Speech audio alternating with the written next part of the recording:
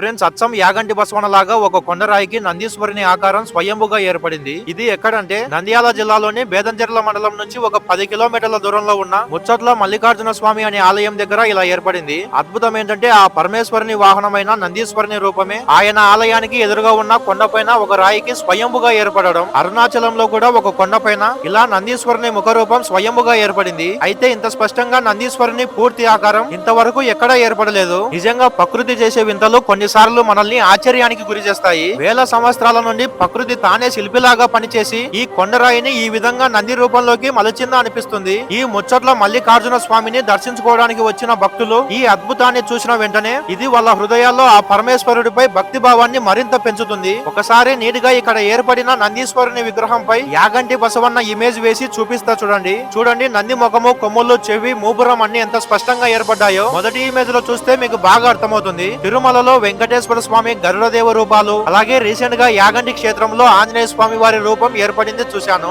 ఆ తర్వాత ఇలా ఇక్కడ ఈ నందీశ్వరుని రూపం ఏర్పడింది చూస్తున్నా. ఇది నిజంగా అద్భుతం. అసలు ఈ ఆలయాన్ని 1176వ సంవత్సరంలో చాళుక్య రాజులు నిర్మించారు. ఇక్కడి నుంచి యాగంటి క్షేత్రం కేవలం 20 కిలోమీటర్ల దూరంలో ఉంది. ఈ గుడి దగ్గర ఉన్న ఈ కోనేరు నుంచే యాగంటి క్షేత్రంలో ఉన్న ఈ చిన్న కోనేరులోకి నీళ్లు వస్తాయని పూర్వీకులు కనుగొన్నారు. ఈ గుడిలోకి రాత్రి వేళ ముక్కోటి దేవతలు వచ్చి ముచ్చట్లు పెడతారంట. అందుకే ఈ ఆలయం పేరు ముచ్చట్ల మల్లికార్జున స్వామి అని పెట్టడం జరిగింది. ఈ శివలింగాన్ని అగస్త్య మహర్షి వారు ప్రతిష్ఠించారు.